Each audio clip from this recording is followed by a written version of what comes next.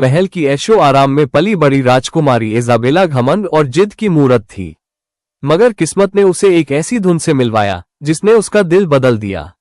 एक दिन बाग की सैर करते समय उसके कानों में धीमी सी मधुर धुन गूंजी, कभी बांसुरी का मीठा स्वर, कभी किसी पुराने गीत की गूंज।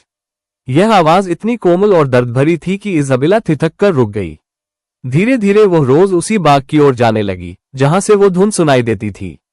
वक्त के साथ उसका घमंड टूटने लगा। पहली बार जब एंड्रियन की बांसुरी पर इजाबेला के होठों पर एक सच्ची मुस्कान आई तो यह उसके दिल की पहली जीत थी।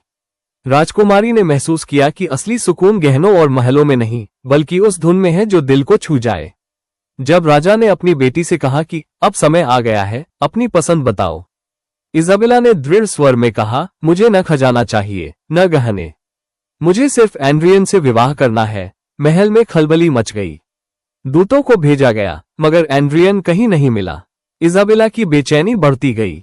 कई दिनों की तड़प के बाद एक रात वो महल से निकल पड़ी।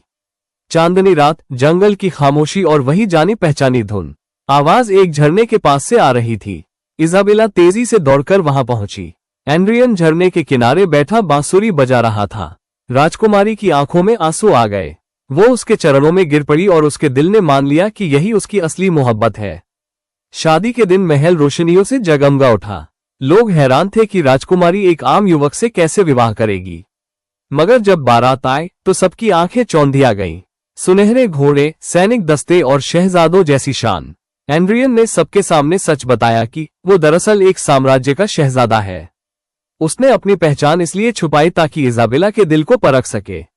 और आज ये शादी दुनिया की सबसे कीमती शादी है, क्योंकि इसकी कीमत दौलत नहीं, बल्कि सच्ची मोहब्बत है। अगर आपको ये कहानी पसंद आई हो तो लाइक करें और सब्सक्राइब करना न भूलें।